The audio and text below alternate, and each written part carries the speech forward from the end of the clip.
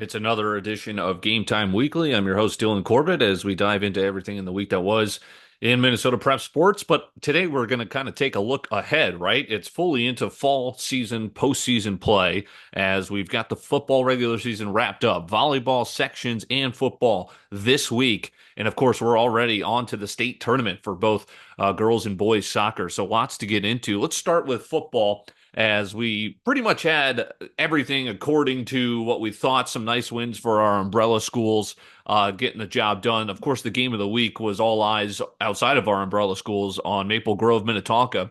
And we'll talk about this again on the TC Game Time podcast coming up tomorrow. But Maple Grove, if you remember, real ones remember. I was picking them to, hey, they might have a say this year. They run the table, a little bit of an easy schedule until, of course, it wrapped up with this showdown at Minnetonka, but they ended up taking care of business there. So they are certainly rolling in fine form, a perfect regular season. They're at the top and certainly the target on their back. We've got the tournament brackets out, so we can dive into those matchups right now. Let's take a look at our schools and some other great matchups on the docket here for postseason play football. So we'll see Chanhassen face the winner of either Chaska Waconia, and that semifinal section matchup will be on Saturday. I'll be there for the call, and we'll find out in the next few days whether Chaska or Waconia will have their season continue and face the Storm, again, who are coming off that win against St. Louis Park on Wednesday, wrapping up the season, and we'll see how their postseason in their title defense will commence this Saturday. So now let's go to 6A and take a look at, again, last point there. What's interesting is the winner of that Chanhassen semi matchup will face the winner of Mankato West versus East. So those two guys got the quarterfinal bye. They will face each other in the semis. Chanhassen, the quarterfinal bye, they face the winner of Chaska Waconia, and then the winner of that will face either Mankato West or East in the section championship. So now 6A, we've got the big tournament out, right? So everyone's in their four corners of 1 through 8. So we'll take a look at some of the great ones. Of course, number one, Lakeville North. They lose to East Ridge. They still get the 1 seed in their section. They'll face Hopkins on Friday, and they will face potentially East Ridge again. They're the 4 seed as the winner of East Ridge Champlin Park, who just lost against Lakeville South. It was a good game in Lakeville. That was on Thursday during the day.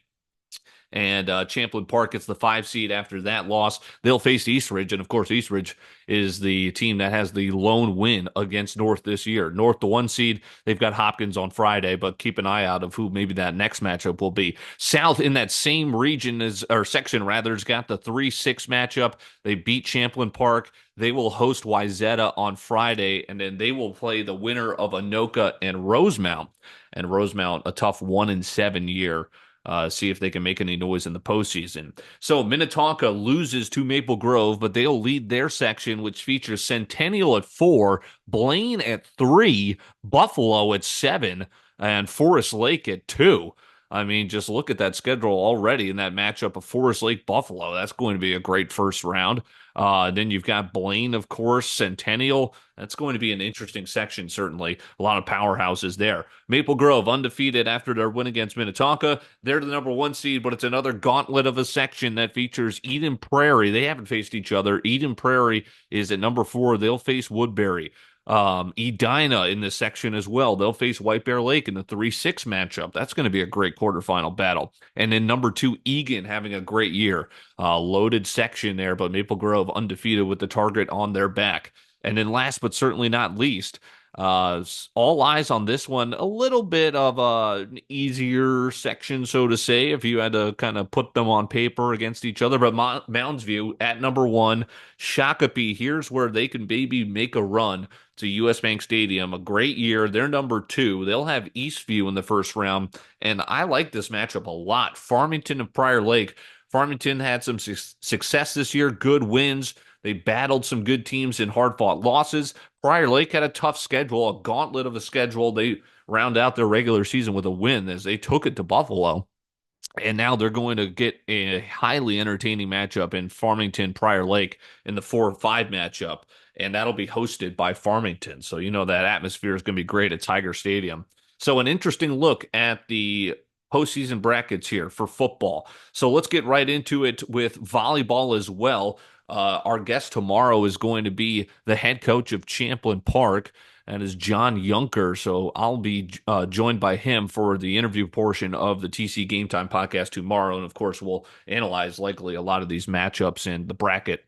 So volleyball, that's going to be a great conversation. And we got kind of this three-headed monster, right, of North, South, Champlin Park, but then you can never count out Wayzata, right? The last team that won the state championship here in Minnesota volleyball that wasn't named Wayzata. It's been a while. Do you guys know? A little trivia question. That was 2018 Champlin Park. So we'll talk about that. That's very interesting, of course. And the Wayzata dominance, of course, 2020 did not have postseason due to the COVID-19 pandemic. Um, Wayzata, is this the year? I don't know. It's going to be interesting. Of course, that's what's so tough about those four-headed monster is two are in one section, two are in another. Is it inevitable? Lakeville South versus Lakeville North. South's got the one seed. Is it inevitable? Wayzata's the three seed, but Champlin Park's got the one seed in their respective sections. Some other matchups that are interesting. Prior Lake in section two, they're the number one seed. They've got the bye. And then a matchup of our Game Time Media schools, Chaska versus Eden Prairie, 3-6 matchup at Chaska will be hosted on Thursday, and you'll be able to catch that on Chaska Hawks Live. So volleyball section starting this week. Excited for that. And we've got state championship soccer for both for both boys and girls soccer. North girls soccer is still continuing. They drew the 5 seed and they've got the 4th seeded Egan as that will be tomorrow night. They're playing at Farmington, so both these teams know that field well, and their conference opponents, they will square off tomorrow for the right to go to US Bank Stadium and potentially face one seed Wayzata will face random draw STMA as we get the state quarterfinals underway, and it's a rematch of a match we saw earlier this year back on October 5th. It was on Panthers Live. It was North versus Egan, and it was at North. So this is the upcoming 4-5 state quarterfinal matchup, and here's how it went the first time. It's going to be an absolute battle, so excited for that. That's going to wrap up our show here with our final highlight package. Let's take a look at the rematch that will be between North and Egan girls soccer. Here's how it went the first time, and then I'm Dylan Corbin, and I'll talk to you next week. Rupert with the header, the follow by Varbanov. And Lakeville North on the board. And the header is in. Out of the way, and we will finish in the second consecutive tie